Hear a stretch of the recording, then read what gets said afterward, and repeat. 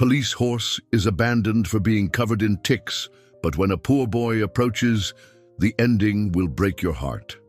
In the quiet town of Riverdale, nestled between rolling hills and sprawling farmlands of Kentucky, Valor was known as the most courageous police horse to ever serve the local department. His majestic stance and unwavering loyalty had made him a symbol of justice in the community. Children would point and wave whenever Officer Jack Thompson rode him through the town square during parades, and elderly residents would reminisce about the times when Valor had helped track down lost hikers in the nearby woods. If you found this story interesting, don't forget to subscribe to our channel and give it a like. Let us know which city you're watching from. Stay tuned. For 7 years, Valor had served alongside the men and women in blue, becoming more than just a working animal. He was family to them. His intelligence was remarkable. He could sense danger before his human partners and had saved lives on numerous occasions, including a particularly noteworthy incident when he'd guided Officer Thompson away from an unstable building that collapsed moments later. But times were changing in Riverdale. The old police station was being renovated, and a new police chief had taken over. Chief Maxwell Brooks, a man with slicked back hair and a perpetual frown, had arrived from the city with big plans and little patience for tradition. Brooks saw the department's mounted unit as outdated, a waste of resources that could be better allocated to new equipment and technology. "We're not a tourist attraction," he'd announced during staff meetings. "We need to modernize if we want to be taken seriously." The officers who had worked with Valor tried to explain his value to the department, but their pleas fell on deaf ears. Chief Brooks had already made up his mind, and his ambition to transform the small-town department into something resembling his former city precinct left no room for sentiment. One chilly autumn morning, when the station was nearly empty, Chief Brooks ordered 2 junior officers to remove Valor from the stables behind the station. The horse was old now, his once gleaming coat dulling with age, and the chief had decided he was no longer worth the expense of feed and care. "Take him to the outskirts, near the abandoned Johnson property," Chief Brooks instructed, lowering his voice. "Leave him there. Nature will take its course, and we'll tell everyone he retired to a farm upstate. No paperwork, no questions." The officers hesitated, but were too intimidated by their new boss to refuse. Under the cover of early dawn, they led Valor away from the only home he'd known for years. The noble horse seemed to sense something was wrong, his ears twitching nervously as they guided him through the back roads of Riverdale. When they reached the overgrown field by the Johnson property, they reluctantly removed his halter, gave him one last pat, and left him standing alone among the tall weeds. Days passed, and Valor's condition deteriorated. Ticks crawled over his weakening body, and hunger gnawed at his stomach. He wandered aimlessly, growing thinner by the day. The once proud police horse was now a shadow of himself, his eyes dulled by confusion and abandonment. Miles away, in a small wooden cabin at the edge of town, 12-year-old Ethan Carter helped his grandmother sort through the day's findings. Since his parents had passed away in an accident 3 years prior, Ethan had lived with Grandma Rose, a kind-hearted woman with weathered hands and a will stronger than oak. They survived on her modest pension and whatever Ethan could earn by collecting scrap metal and recyclables from around town. "Not bad today, kiddo," Rose said, examining the pile of aluminum cans Ethan had collected. "This should get us enough for groceries this week." Ethan nodded, but his mind was elsewhere. Earlier that day, while searching for scrap behind the old Johnson property, he thought he'd seen something large moving in the overgrown field. Probably just a deer, he'd told himself, but something about the shape hadn't seemed right. "Grandma, I'm going to check out the Johnson field again tomorrow," he announced. "I think I saw something that might be worth investigating." Rose looked at her grandson with concern. "Just be careful. That property's been abandoned for years. Could be unstable structures out there." The next morning, Ethan set out earlier than usual, his trusty red wagon in tow. The autumn air was crisp, and the sun had barely risen above the tree line when he reached the Johnson field.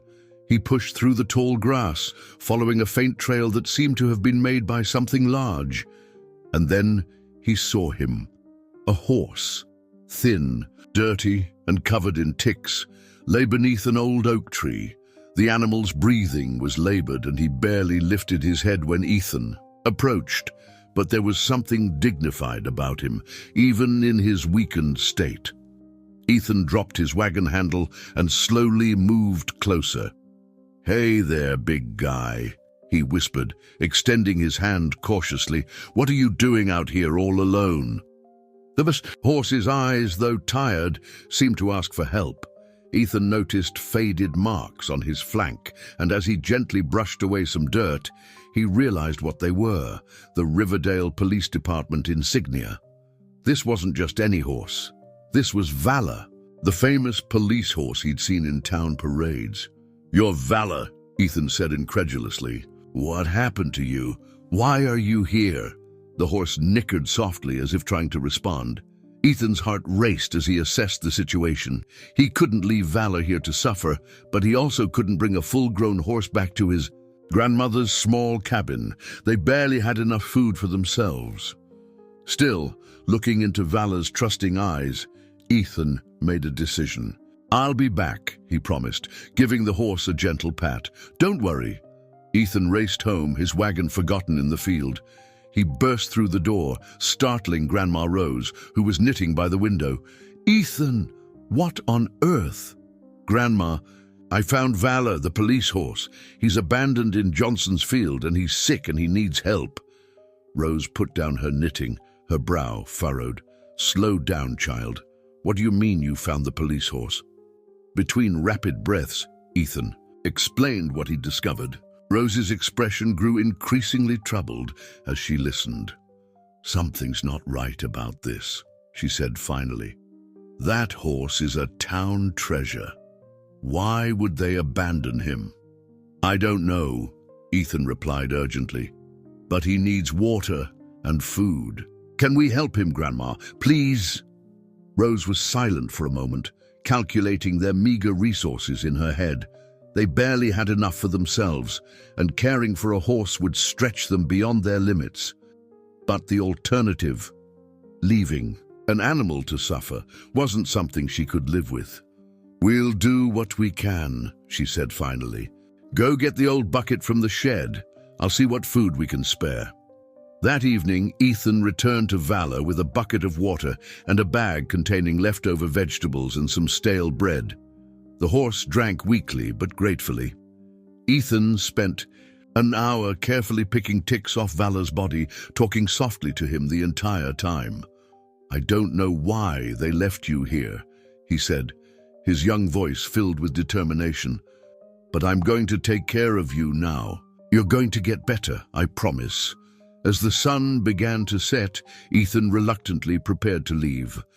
"I'll be back tomorrow," he assured Valor, giving him a final pat. "Just hang in there." For the next week, Ethan visited Valor twice daily, bringing whatever food and water he and Rose could spare. He continued removing the ticks, cleaned Valor's coat with an old brush he'd found in their shed, and even fashioned a makeshift shelter using fallen branches and a tarp he'd salvaged from the junkyard. Slowly, the horse began to show signs of improvement, lifting his head when Ethan approached and eventually managing to stand for longer periods. Unknown to Ethan, whispers about Valor's disappearance had begun to circulate through Riverdale. Officers who had worked with the horse questioned the vague explanation Chief Brooks had given about Valor being retired to a comfortable farm. Something didn't add up, and their suspicions grew when budget reports seemed to show discrepancies in the department's animal care funds. Sarah Mitchell, a determined local journalist known for her investigative reporting for the Riverdale Gazette, caught wind of the rumors during her weekly coffee at May's Diner, where many officers gathered for breakfast.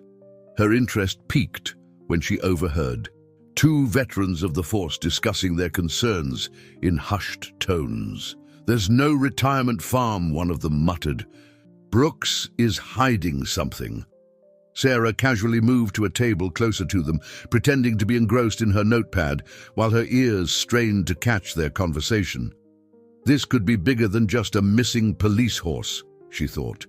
This could be the story she'd been waiting for, one that might finally expose the corruption she'd long suspected was creeping into their once transparent local government.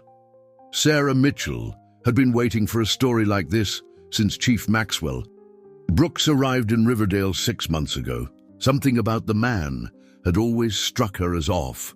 Perhaps it was his meticulously crafted public image or the way he dodged direct questions during press briefings. Now, with Vala's mysterious disappearance, she finally had a thread to pull. After leaving the diner, Sarah headed straight to the Gazette's small office. Her editor, Frank Thompson, looked up from his computer as she burst through the door. "I need to do some digging into the police department's finances," she announced without preamble. Frank raised an eyebrow. "Good morning to you too, Sarah. Care to tell me why you suddenly fancy yourself a financial auditor?" Sarah dropped into the chair across from him. "Vala's gone missing. The police horse? And I think it might be connected to some financial irregularities. That's a big leap from a retired horse to corruption, don't you think?" Frank's skepticism was clear, but Sarah could see the spark of interest in his eyes. "Maybe, but my gut tells me there's more to this story." Frank sighed, knowing that Sarah's gut feelings had led to some of their most impactful stories. "Fine, but tread carefully. Brooks has friends in high places, including Mayor Wilson." Sarah spent the rest of the day filing public records requests for the police department's financial statements from the past year. It would take time to get responses, but she could start by interviewing former handlers and anyone else connected to Vala's care. While Sarah began her investigation, Ethan continued his daily visits to Vala. The horse was getting stronger, now able to stand for longer periods and even walk short distances. Today, Ethan had brought a special treat, an apple he'd saved from his school lunch. "Look what I got for you," he said, holding out the fruit on his palm. Vala's ears perked up, and he delicately took the apple, crunching it with obvious enjoyment. Ethan laughed, feeling a warmth spread through his chest. He'd grown deeply attached to the magnificent animal over the past 2 weeks. "You're looking better every day," Ethan observed, running his hand along Vala's neck. The horse's coat, though still dull, was cleaner now, and many of the ticks were gone. "Soon, you'll be as good as new." Unbeknownst to Ethan, Chief Brooks had become increasingly anxious. Whispers about Vala had reached his ears, and questions were being asked. During a closed-door meeting with Mayor Wilson, Brooks tried to dismiss the concerns. "It's just a horse, Richard," Brooks said, leaning back in his chair. "We needed to cut expenses, and maintaining an aging mounted unit didn't make financial sense." Mayor Wilson frowned. "That horse was a town symbol, Max. People are asking questions. Where exactly did you send him?" Brooks loosened his tie slightly. "A retirement farm upstate. Look, I've already allocated the saved funds to upgrade our communications equipment. It's a done deal." The mayor seemed satisfied with this explanation, but as Brooks left the office, his confidence wavered. He needed to ensure there were no loose ends. If anyone discovered what had really happened to Vala. Back at the Johnson property, Ethan was startled by the sound of a twig snapping. He turned to see a woman with a camera standing a few yards away. "Who are you?" he demanded, instinctively moving to shield Vala. The woman lowered her camera and smiled reassuringly. "I'm Sarah Mitchell from the Riverdale Gazette. I've been looking for Vala." She gestured to the horse. "And it seems I've found him." Ethan remained wary. "How did you know he was here?" "Lord, I didn't. Not for sure." Sarah took a cautious step forward. I've been tracking rumors, following leads. Some teenagers mentioned seeing a kid pulling a wagon toward the Johnson property every day. She studied Ethan's protective stance. You've been taking care of him.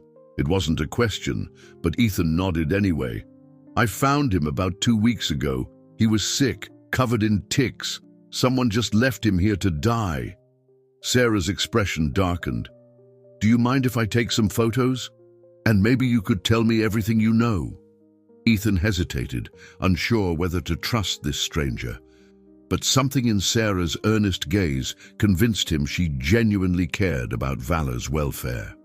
Okay, he agreed, but you have to promise not to tell anyone where he is. I don't want whoever did this to find him. Sarah nodded solemnly. I promise. As Ethan recounted finding Valor and his subsequent efforts to nurse the horse back to health, Sarah took photos and notes. The story was more heartbreaking than she'd anticipated, and potentially more explosive. Ethan, what you're doing is incredible, she said once he'd finished. But Valor needs proper veterinary care. Those ticks can cause serious issues if they're not all removed, and he might have other health problems we can't see. Ethan's shoulders slumped. I know, but I can't afford a vet, and I'm afraid if I tell anyone official, they'll just take him away and hurt him again. Sarah thought for a moment. I might know someone who can help. Dr. Olivia Parker runs the veterinary clinic in town. She's trustworthy, and I think she'd be willing to help if I explain the situation. That evening, Sarah visited the Riverdale Veterinary Clinic just as Olivia was closing up. Sarah, what brings you here so late? Olivia asked, looking up from her desk where she was finishing paperwork. Sarah closed the door behind her and lowered her voice. I need your help, Liv. It's about Valor. Olivia's eyes widened. The police horse? What about him? Over the next 20 minutes, Sarah shared everything she'd learned, showing Olivia the photos she'd taken. The veterinarian's expression grew increasingly concerned.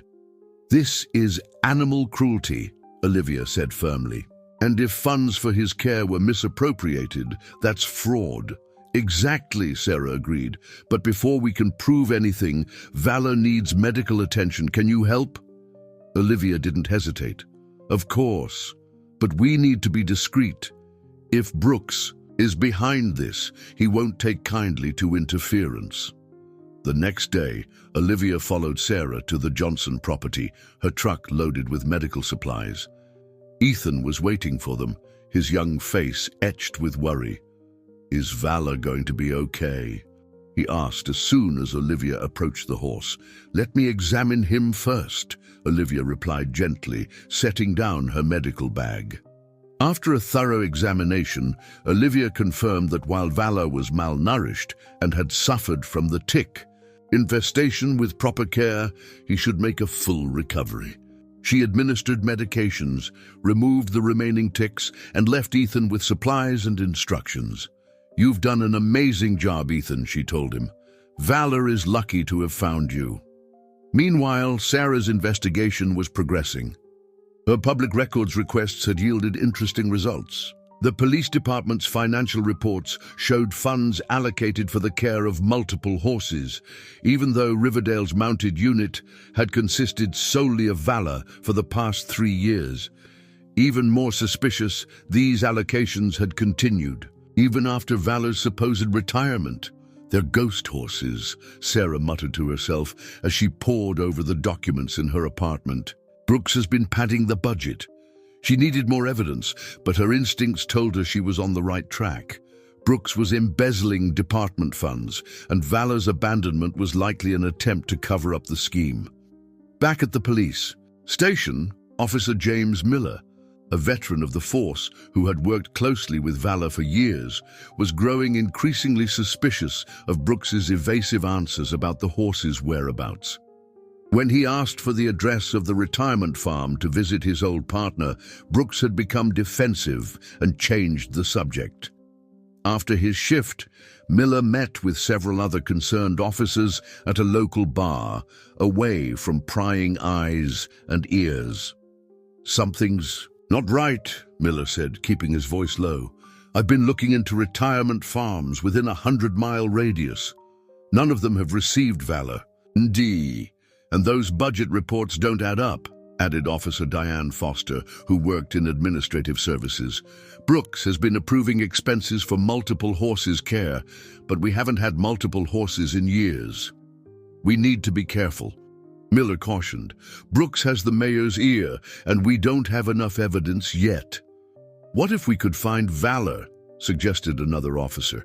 "That would prove Brooks lied about the retirement farm." Miller nodded slowly. "I've been hearing rumors about a kid taking care of an abandoned horse near the old Johnson property. Could be nothing, but worth checking out," Foster agreed. "But quietly. If Brooks gets wind of this, who knows what he might do." Unaware of these discussions, Chief Brooks was becoming increasingly paranoid. The questions about Valor were becoming more frequent, and he'd noticed Sarah Mitchell requesting financial records. He needed to eliminate any evidence of his misconduct. In his office, Brooks made a call to his accomplice, local businessman Victor Reed, who had been helping launder the embezzled funds through his construction company. "We might have a problem," Brooks said tersely. "People are asking questions about the horse." "So?" Reed's voice was dismissive. "It's just an animal. What can it prove? If they find him, they'll know I lied about the retirement farm. It could lead them to start questioning other things, like where the money for his care has been going." There was a pause on the other end. "Then make sure they don't find him." Brooks pinched the bridge of his nose. "I'll handle it, but we might need to accelerate our timeline. How soon can you process the next payment?" "It'll look suspicious if we move too quickly," Reed warned, "but I'll see what I can do." After hanging up, Brooks summoned Officers Taylor and Rodriguez, two rookies eager to impress their chief. "I need you to check out the Johnson property," he instructed. "There are reports of trespassing, possibly involving that Carter boy, the one who's always collecting scrap. See what he's up to and report back to me directly. No need to log this officially." The officers nodded, unaware they were being used as pawns in Brooks's desperate attempt to clean up his mess. That night, as rain poured down over Riverdale, Ethan sat with Grandma Rose at their kitchen table, finally confessing the full extent of his activities with Valor. "I think someone important wants to hurt him, Grandma," Ethan said, his voice quavering. "The lady from the newspaper thinks the police chief might be involved." Rose's weathered face creased with concern. "This sounds dangerous, Ethan. Maybe we should let the authorities handle it." "But what if the authorities are the bad guys?" Ethan's eyes were wide with worry. "Sarah said Chief Brooks might have been stealing money meant for taking care of Valor and other horses." Rose was silent for a moment, weighing the situation. Finally, she reached across the table and squeezed Ethan's hand. "Your parents raised you to stand up for what's right," she said softly. "And I won't tell you to do any different, but promise me you'll be careful. Promise me you won't face this alone." "I promise," Ethan whispered, though a part of him wondered if he could keep that promise if Valor's safety was at stake. Outside, the storm intensified, rain lashing against the windows of their small cabin. In the distance, thunder rumbled, an ominous soundtrack to the gathering storm of secrets and lies that threatened to sweep through Riverdale, with Valor and Ethan caught at its center. The morning after the storm, Ethan hurried to check on Valor, worried about how the horse had weathered the heavy rain. He found Valor huddled beneath the makeshift shelter, wet but otherwise unharmed. As Ethan approached with fresh water and food, he noticed something disturbing: boot prints in the mud that weren't his own. Someone had been here. Ethan's heart raced as he scanned the surrounding area, suddenly feeling exposed. Could it have been Sarah or Dr. Parker? Or was it someone else, someone looking for Valor? He decided to move the horse to a safer location. About half a mile deeper into the Johnson property stood an old storage barn, forgotten and overgrown, but still structurally sound. It would provide better shelter and was less visible from the road. "Come on, buddy," Ethan coaxed, gently guiding Valor by a length of rope he'd fashioned into a lead. "We need to find you a better hiding place." Meanwhile, at the Riverdale Gazette, Sarah was piecing together evidence for her story. Her board of connections now included photos of Valor's abandonment site, copies of suspicious financial records, and a timeline of Chief Brooks's tenure with corresponding budget allocations. She had enough to publish a preliminary article, but she wanted more, concrete proof linking Brooks to fraudulent activities. Her phone buzzed with a text from Officer Miller. "Need to talk. Information about ghost horses. Meet at Carter's bookstore in 30 minutes. Sarah grabbed her recorder and notebook. This could be the break she needed. At Carter's bookstore, Miller sat in a quiet corner, nursing a coffee and constantly checking. Over his shoulder, when Sarah joined him, he spoke in hushed tones. "I've been looking through archived records," he began without preamble.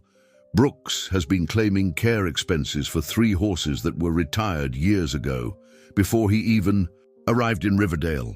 "How is that possible?" Sarah asked, scribbling notes. "The system is outdated. Once an animal is in the database, expenses can be approved without much verification. Brooks has been using the identities of long-gone police horses to pad the budget, then diverting those funds elsewhere.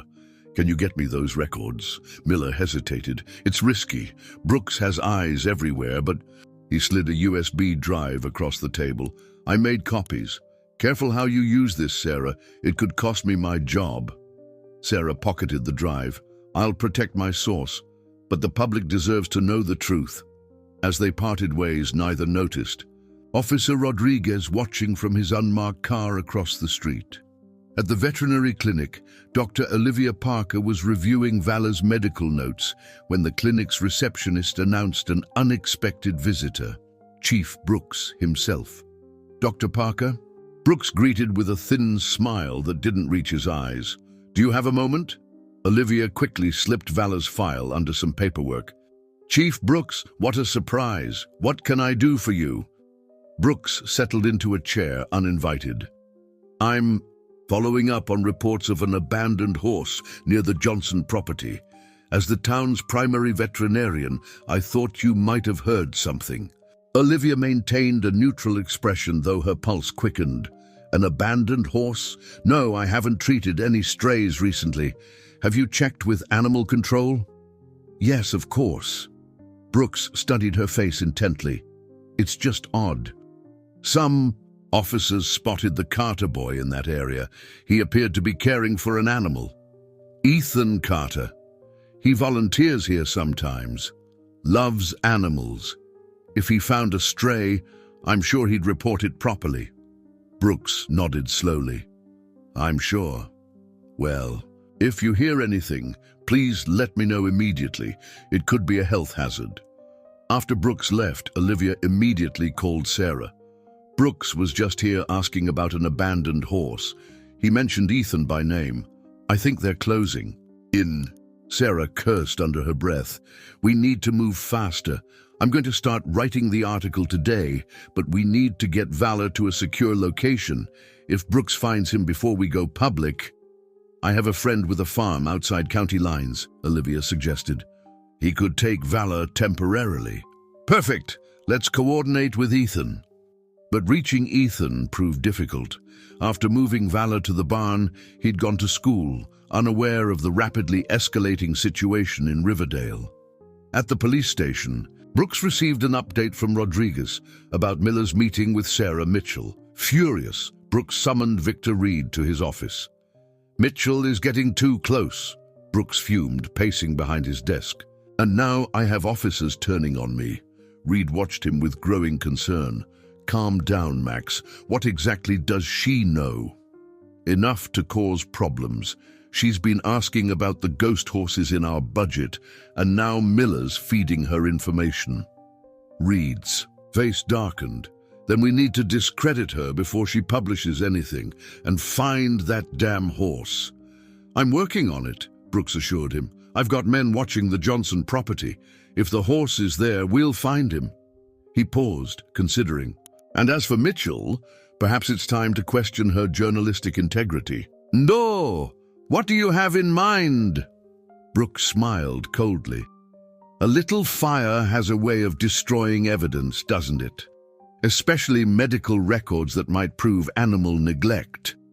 That afternoon, Ethan returned from school to find Sarah and Olivia waiting at his grandmother's cabin.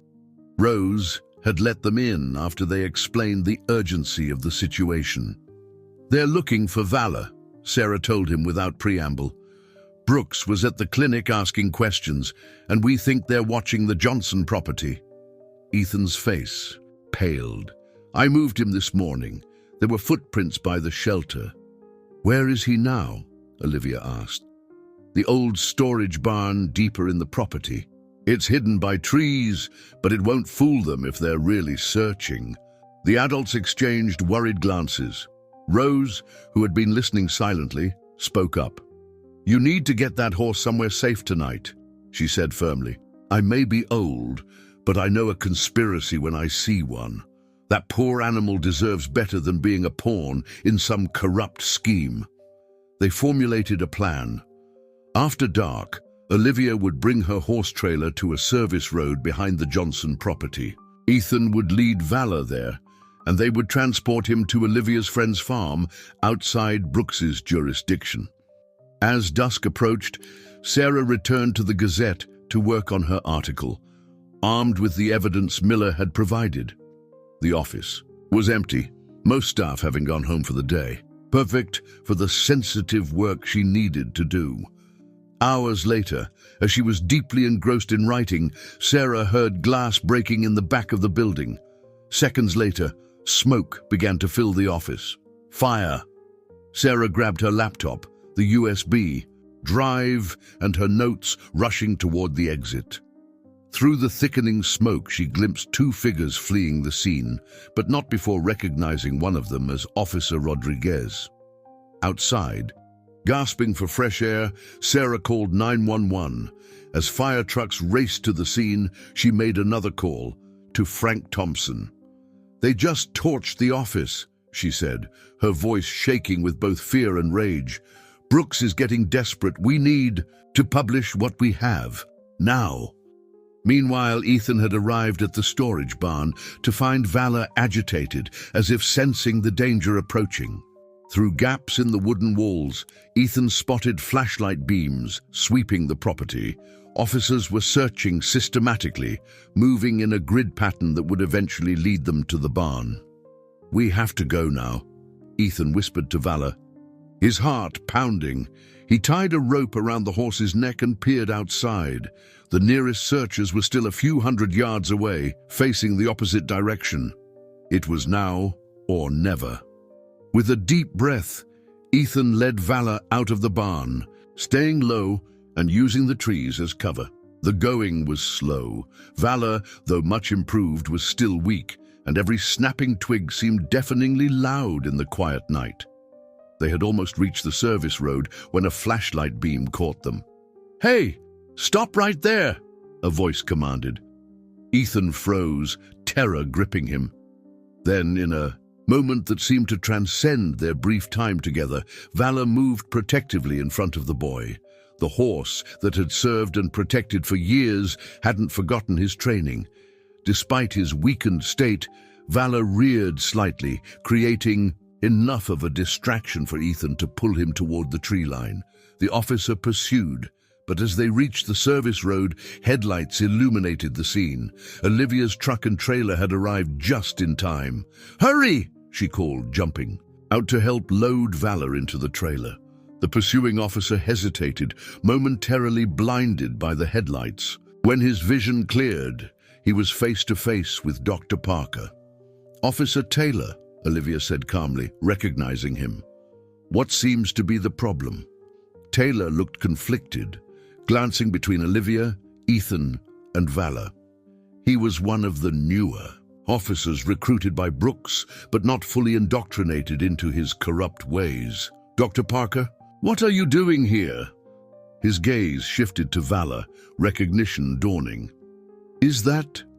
"Yes," Olivia said simply, "and you need to decide right now what kind of officer you want to be. One who helps cover up animal cruelty and corruption, or one who stands for justice?" Taylor holstered his flashlight, his young face troubled. "Chief Brooks said this was about trespassing, but this—" He gestured toward Valor's still visible ribs and patchy coat. "This isn't right." "Help us," Ethan pleaded. "Please." After what seemed like an eternity, Taylor nodded. "Go. I'll report that I searched this section and found nothing. But you need to be quick. Rodriguez is on the other side of the property, and he won't hesitate to call Brooks." With Taylor's unexpected assistance, they loaded Valor into the trailer. As Olivia prepared to drive away, Sarah arrived in her own car, breathless and smelling of smoke. "The Gazette office was set on fire," she explained hurriedly. "I'm publishing the story online tonight, with what evidence I have. Brooks is escalating. We need to move now." "What about Valor?" Ethan asked, reluctant to leave the horse. "He'll be safe at my friend's farm," Olivia assured him. "And once the truth is public, Brooks won't be able to touch him." As Olivia drove away with Valor, Sarah turned to Officer Taylor. "We could use your testimony. Are you willing to go on record about what Brooks ordered you to do tonight?" Taylor hesitated only briefly before nodding. "This isn't what I signed up for when I became a police officer. I'll tell the truth. Back at the Gazette's emergency backup location, Frank Thompson's garage, Sarah worked through the night, compiling her evidence into a damning exposé. By dawn, Corruption and Cruelty, Police Chief Scheme Exposed, went live on the Gazette's website, complete with financial documents showing the ghost horse scheme, photos of Valor's condition, and testimonies from Officer Miller and now Officer Taylor. The story spread like wildfire through Riverdale's social media groups and text chains. By mid-morning, a crowd had gathered outside the police station, demanding answers. Among them were animal rights activists, concerned citizens, and several retired officers who had worked with Valor during his years of service. Inside the station, Brooks was in full crisis mode, alternating between rage and panic as he tried to contain the situation. He called Mayor Wilson, hoping for political cover. "Richard, this is a hit job. Mitchell has had it in for me since I arrived." "Save it, Max," the mayor cut him off coldly. "The state police are already reviewing the evidence. Financial fraud, animal cruelty, arson. Do you have any idea how bad this looks? I'm sending administrative leave paperwork over now. Clear out your office before noon." As Brooks hung up, he saw Officer Miller standing in his doorway, flanked by two state police investigators.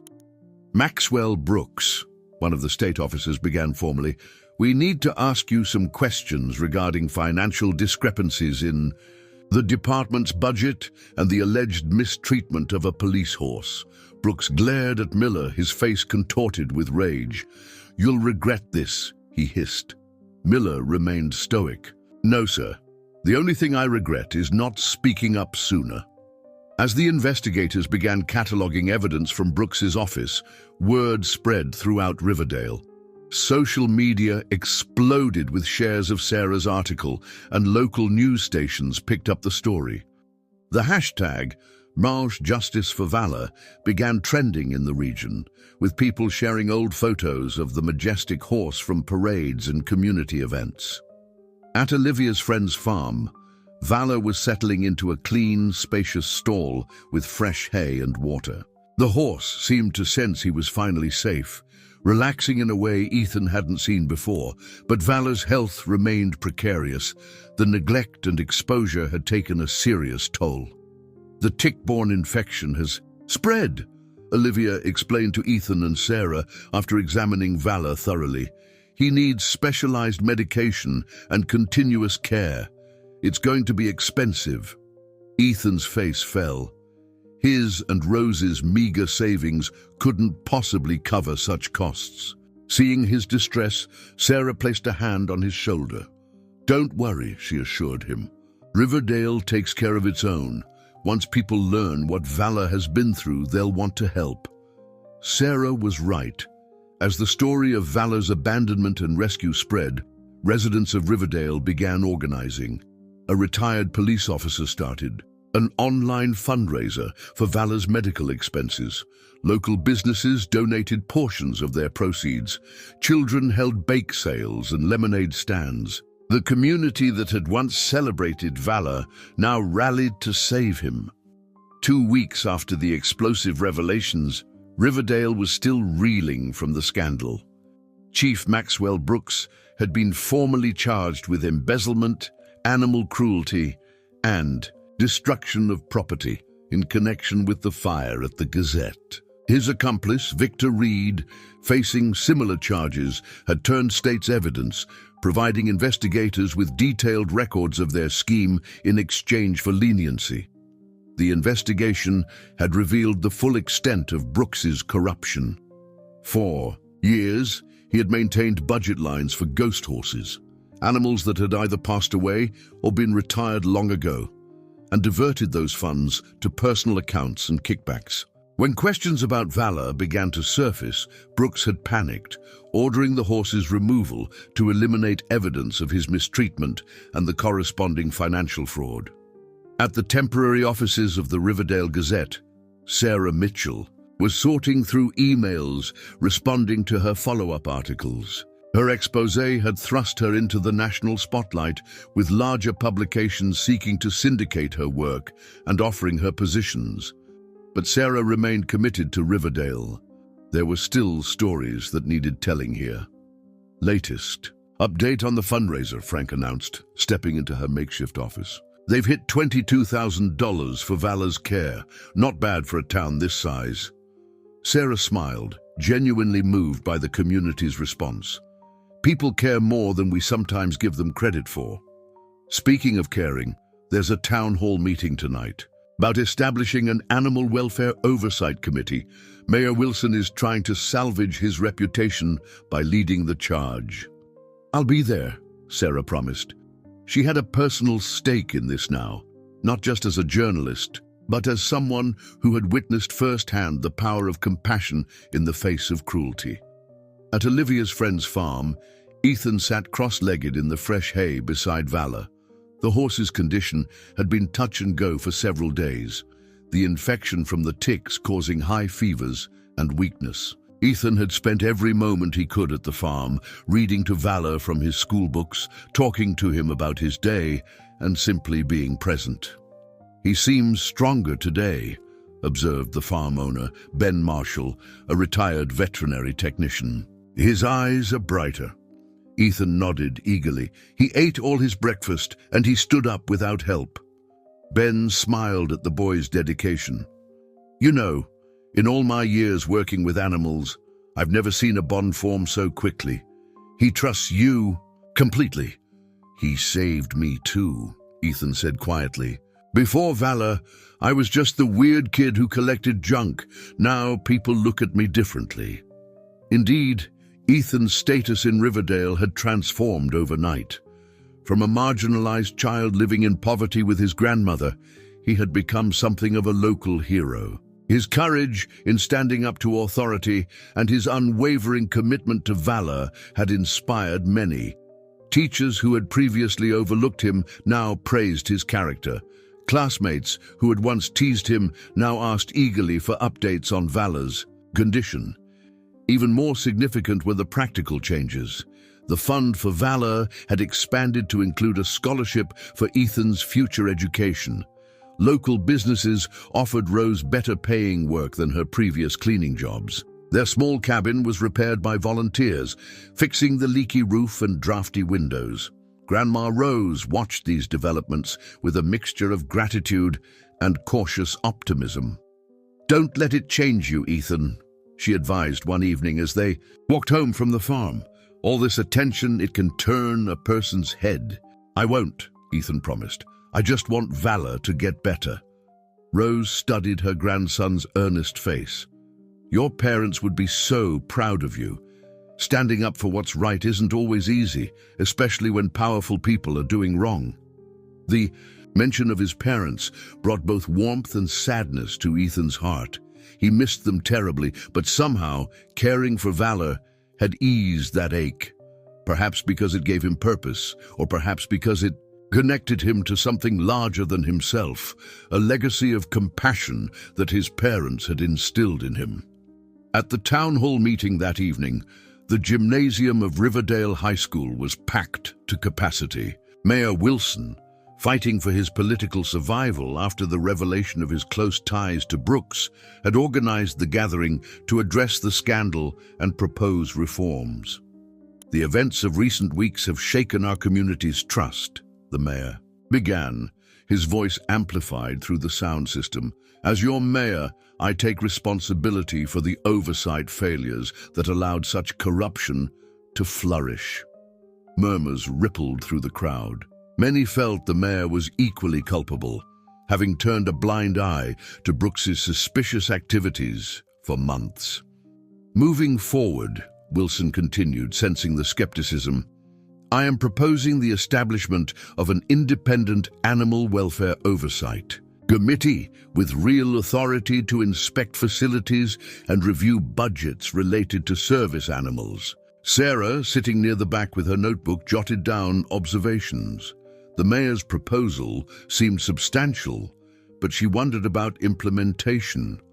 Would this committee have genuine power, or would it be another layer of bureaucracy to create the appearance of accountability? Her thoughts were interrupted when Officer James Miller stood up to speak. "With respect, Mr. Mayor, we need more than just oversight for animals. The entire department requires structural reform. Brooks couldn't have operated alone for so long without systemic failures." Applause broke out, signaling the community's agreement. More residents stood to voice concerns and suggestions, from financial transparency measures to community policing initiatives. To the mayor's credit, he listened.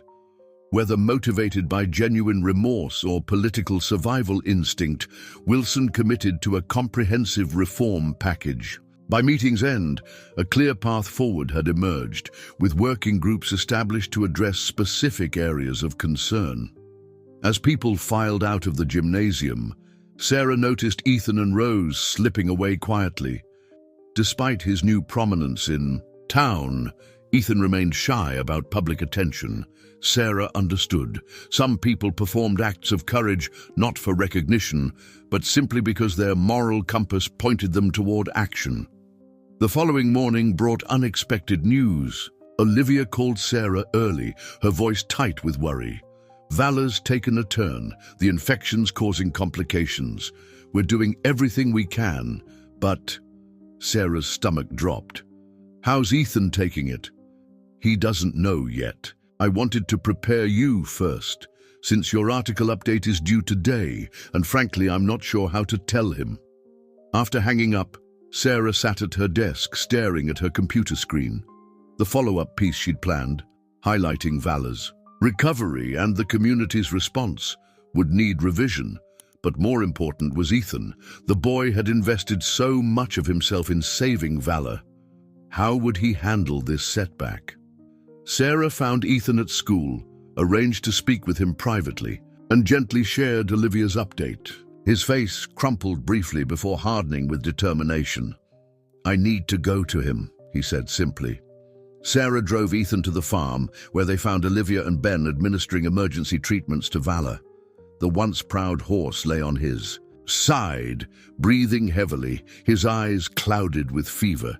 Ethan dropped to his knees beside Valor, taking the horse's head gently into his lap. "Hey, buddy," he whispered. "I'm here now. You're not alone." For hours, they maintained a vigil, with Olivia and Ben working tirelessly to bring Valor's fever down and fight the infection ravaging his system. Ethan refused to leave, even when Rose arrived, and suggested he get some rest. He didn't give up on me, Ethan insisted. "I won't give up on him." As night fell, the situation remained precarious. Olivia, exhausted but determined, administered another round of antibiotics.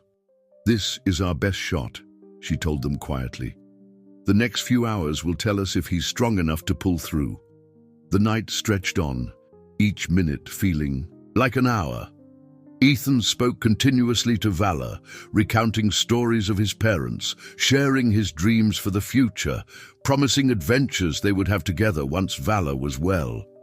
Dawn was breaking when Vala's breathing finally began to even out. His fever, which had spiked dangerously through the night, started to recede. By mid-morning, he lifted his head weakly, recognizing Ethan with a soft nicker.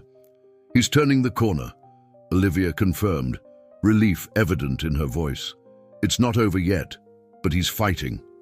News of Vala's critical condition and subsequent improvements spread quickly through Riverdale's now active community networks. More donations poured in. Children sent hand-drawn get-well cards. A local feed store delivered premium hay and supplements at no charge. In the weeks that followed, Vala's recovery accelerated. The infection cleared, his coat regained its shine, and his strength returned gradually.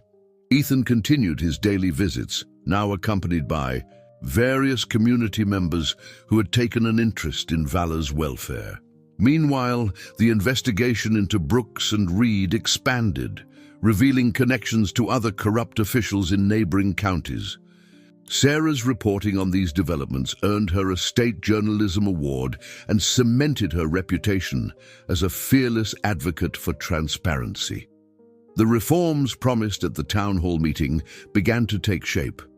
Mayor Wilson, recognizing the political value of genuine change, threw his support behind initiatives that increased accountability, not just in the police department, but throughout local government. Significantly, one of these initiatives was the conversion of an unused police storage facility into an animal sanctuary. The facility, once renovated, would serve as a haven for abandoned and abused animals, as well as a retirement home for service animals like Vala.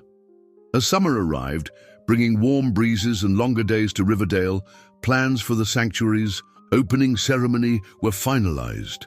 Vala, now fully recovered, would be the guest of honor, alongside Ethan, who had been named the sanctuary's youth ambassador. On the morning of the ceremony, Ethan arrived early at Ben's farm to prepare Vala for the journey into town. The horse, sensing something special was happening, stood patiently as Ethan brushed his coat to a gleaming finish and adorned his bridle with blue ribbons, the color of the Riverdale Police Department. "You look like your old self again," Ethan said proudly, stepping back to admire his work. Ben, watching from the stable doorway, smiled. "Better than his old self, I'd say. He's got a new purpose now." When they arrived at the converted facility, Ethan was amazed by the transformation. The once sterile building now featured spacious stalls, an indoor exercise area, and sun-filled rest spaces.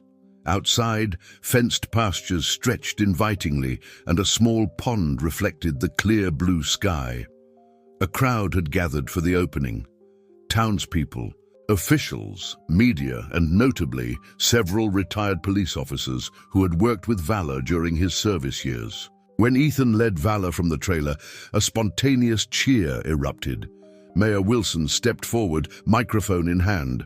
"Ladies and gentlemen, it is my great honor to officially open the Vala Animal Sanctuary, named in honor of the horse whose story has touched so many hearts and whose courage has inspired our community to be better." The ribbon cutting followed, with Ethan and Rose joining the mayor and other dignitaries for the ceremonial moment.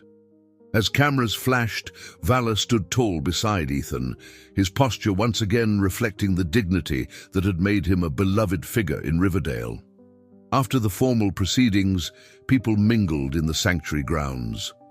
Ethan led Vala to his new stall, a spacious corner accommodation with a view of the pastures. The nameplate, polished brass, read simply, "Vala, Hero of Riverdale." Sarah, who had been covering the event for the Gazette, found Ethan sitting on a bench outside Vala's stall, watching as the horse explored his new home. "How does it feel?" she asked, sitting beside him. "Seeing all this come together." Ethan considered the question. "It feels right. Like this is what was supposed to happen, even though it started with something so wrong. Sarah nodded. She had learned through her years of reporting that sometimes the most inspiring stories emerged from the darkest circumstances, not because of the darkness, but because of the light that ordinary people brought to bear against it. You know, she said, when I first started investigating Brooks, I was looking for a corruption story. I never expected to find a hero story instead. Ethan blushed. I'm not a hero. I just did what anyone would do. That's where you're wrong, Sarah replied gently. Not everyone would have done what you did. Most people would have walked away, told themselves it wasn't their problem. But you saw a suffering creature and decided to help, regardless of the cost or risk to yourself. That's the definition of heroism. Their conversation was interrupted by the arrival of a small group, Olivia, Officer Miller, and to Ethan's surprise, Officer Taylor, the young policeman who had let them escape with valor that crucial night. We've got some news, Miller announced. The department's rebuilding the mounted unit starting next spring, and we'd like Valor to be part of the training program, not to work, but to help us select and train new horses. No one knows what makes a good police horse better than him. Ethan looked to Valor, who had approached the stall door at the sound of familiar voices, the horses. Ears were perked forward, his eyes alert and interested. It seemed the call to service still resonated within him, even after all he'd endured. I think he'd like that, Ethan said, reaching up to stroke Valor's nose. As long as he gets to come home here every day. Absolutely, Taylor confirmed. He's earned his retirement. This would just be consultant work. The young officer smiled. His previous guilt at being part of Brooks's scheme now transformed into a commitment to doing things right. As the sun began to set on Riverdale's newest landmark, visitors gradually departed, leaving behind a peaceful sanctuary humming with the sounds of contented animals. In his stall, Valor settled into fresh bedding, his rehabilitation complete, not just physically, but in spirit. Ethan lingered, reluctant to leave despite his grandmother's gentle reminders about school the next day. He had spent so many anxious days and nights worrying about Valor that the transition to this new, secure reality felt almost dreamlike. He'll be here tomorrow, Rose assured him, and the day after, and the day after that. Ethan nodded, knowing she was right. Good night, Valor, he whispered, giving the horse one final pat. See you tomorrow. As Ethan and Rose walked toward the sanctuary exit, Sarah intercepted them, camera in hand. One last picture for the morning edition, she requested. The boy and the horse who changed Riverdale? Ethan hesitated, still uncomfortable with publicity, but Rose nodded encouragingly. Some stories deserve to be told, Ethan. This is one of them. With a shy smile, Ethan agreed, and they returned to Valor's stall. The horse, seeming to understand what was needed, moved toward them, extending his head over the stall door. Ethan stood beside him, one hand resting gently on Valor's neck. Sarah captured the moment, boy and horse, framed by the golden light of sunset streaming through the window. It was an image of trust rebuilt, of healing made possible through compassion, of the unexpected bond that had formed between a forgotten animal and a boy who refused to look away from suffering. The photograph would appear on the front page of the next day's Riverdale Gazette beneath a headline that read simply, Valor's Legacy, a Community Reborn. In the months and years that followed, both Valor and Ethan would thrive in their new roles. The sanctuary expanded, becoming a regional model for animal welfare. The police department, under reformed leadership, rebuilt public trust through transparency and community engagement. The story of a boy and a horse who exposed corruption and inspired change became part of Riverdale's identity, a reminder that courage often comes from unexpected sources, and that compassion, even in the face of cruelty, has the power to transform. not just individual lives, but entire communities. And in a quiet corner of the sanctuary, whenever visitors would ask about the special bond between Ethan and Vala, Sarah would tell them the simple truth, that in saving each other, they had saved something essential in Riverdale itself, its capacity for kindness, its commitment to justice, and its belief that even the most forgotten among us deserves to be seen, valued, and protected. Dear listeners, we hope that Ethan and Vala's journey has touched your hearts.